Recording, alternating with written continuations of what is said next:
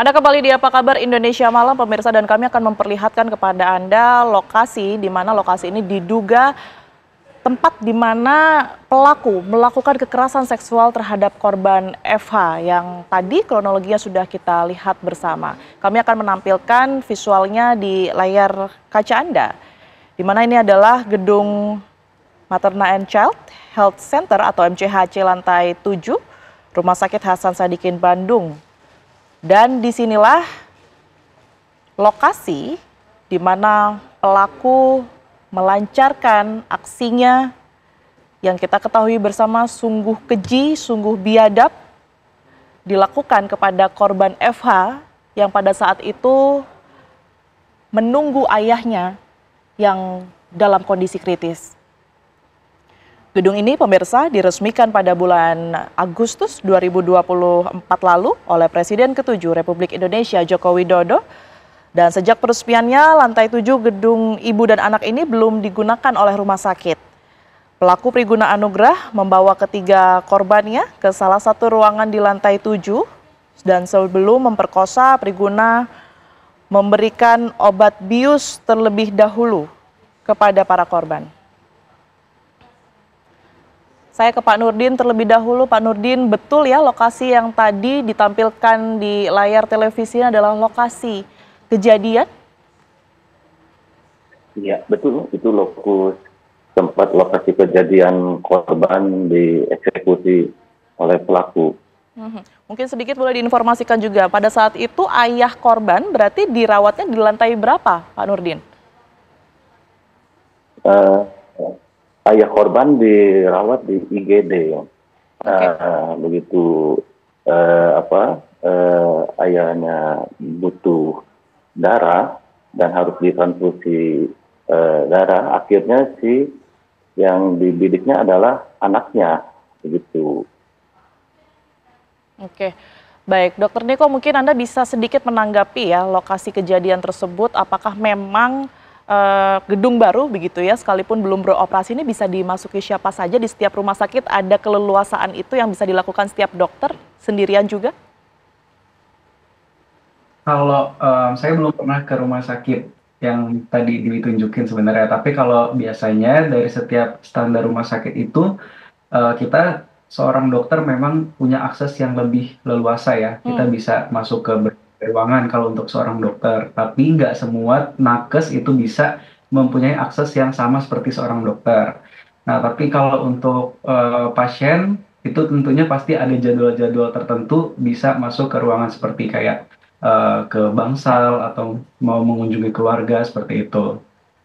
Oke, baik. Terakhir mungkin Dokter Niko, harapan Anda berkaitan dengan kasus ini karena kita ketahui masih terus berlangsung, pihak kepolisian juga masih terus mengumpulkan bukti-buktinya.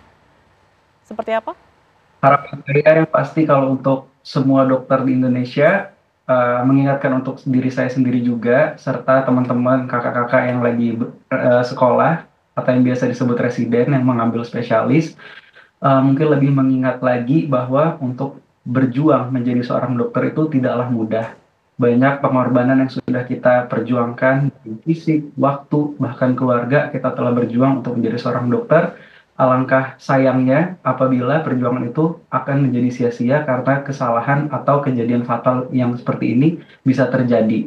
Dan juga untuk semua masyarakat Indonesia, bahwa saya juga mengingatkan tidak semua dokter seperti ini. Jangan sampai masyarakat Indonesia menjadi trust issue yang berlebihan sehingga menganggap semua dokter itu sama. Karena nyatanya masih banyak dokter di Indonesia yang masih punya empati, yang mengobati pasien dengan tulus, dan juga pasti kita menjalankan sesuai itu sesuai dengan SOP masing-masing. Baik. Gitu. Saya ke Dokter Lahargo, ini apa yang perlu diperbaiki ya untuk kedepannya jika Anda melihat adanya kasus ini? Ya, jadi melihat kasus ini tentunya kita pendidikan dokter Indonesia yang akan menjadi bagian integral dari sistem kesehatan Indonesia itu menentukan sekali ya bagaimana kita melakukan pemeriksaan kesehatan jiwa secara berkala tentunya. Dan ini tentunya kami dari Perhimpunan Dokter Spesialis Kedokteran Jiwa Indonesia siap untuk bermitra, berkolaborasi untuk melakukan hal ini sehingga kita bisa mendapatkan dokter-dokter Indonesia yang bukan cuma punya intelektual, profesionalisme, tapi juga punya jiwa yang empatik dan juga humanis.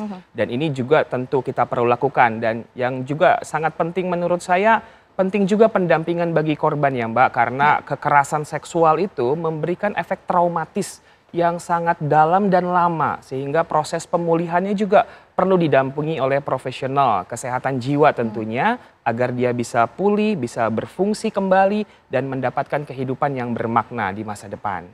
Oke, terakhir mungkin Pak Roni, ini banyak yang berharap begitu ya kepada pihak kepolisian, bagaimana kemudian ini narasi kelainan seksual tidak menjadi pengganggu hukum yang saat ini tengah berjalan di pihak kepolisian. Seperti apa agar semua masih on track dan pelaku bisa diberikan hukuman setimpal? Ya, penyidik harusnya konsentrasi dengan apa yang seharusnya dilakukan sesuai dengan Undang-Undang Nomor 8 tahun 1981 tentang KUHP, ya, tata acara untuk membuktikan perbuatan pidana yang saat ini karena tersangka sudah ditahan. Berarti kan dia sudah minimal 2 alat bukti tercukupi sebenarnya. Jadi jangan lagi bias, itu nanti di persidangan saja. Ya, kita serahkan kepada hakim untuk memeriksa apakah ada alasan-alasan pembenar atau alasan pemaaf. Tapi tugas kepolisian konsentrasi saja untuk membuktikan bahwa ada perbuatan jahat yang dibuktikan dengan minimal 2 alat bukti, dan jangan membebankan kepada keterangan tersangka atau keterangan saksi saja, ya. Justru scientific investigation ini menemukan jejak-jejak, dan itu yang akan berbicara lebih kuat, bisa dibuktikan di pengadilan. Itu menurut saya konsentrasi saya, dan cek kembali pasal pidana yang dipersangkakan terhadap tersangka, jangan sampai tersangka lepas, ya. Jadi selain Undang-Undang Nomor 12 tahun 2022 tentang kekerasan seksual secara fisik dari pasal 6 ayat C itu, juga pasal 285 KUHP tentang perkosaan ini dicek kembali, karena unsur-unsur pasalnya itu sangat mudah dibuktikan sebenarnya. Saya melihat dari tadi penjelasan apa yang disampaikan secara kronologi dan apa yang sudah disampaikan dalam press release Polda Jabar, itu sebenarnya mudah, ya. Cuma bagaimana memperkuat, jangan sampai ada celah, ya, ada celah dan memberikan celah. Jadi narasi-narasi yang membuat lemah, memberi kesempatan kepada pihak tersangka ini jangan diberikan. Oke, baik. Terima kasih banyak Pak Roni, Dr. Lahargo, kemudian juga yang tersambung melalui Zoom, Pak Nurdin dan juga Dr. Niko, terima kasih banyak. Tadi sayang sekali kita juga turut mengundang kuasa hukum pelaku dan juga pihak kepolisian, tetapi berhalangan untuk bergabung bersama kami di Apa Kabar Indonesia Malam. Tapi yang jelas kita harapkan agar ini terjadi yang terakhir kalinya, tidak terulang lagi begitu ya, dan bisa diusut, pelaku pun mendapat hukuman seadil-adilnya, setimpal begitu ya. Terima kasih semuanya, dan pemirsa Apa Kabar Indonesia Malam masih akan kembali untuk Anda dengan informasi pasukan militer Israel kembali serang rumah sakit di Gaza Utara, 1 pasien tewas saat dievakuasi. Usai jeda kami akan kembali.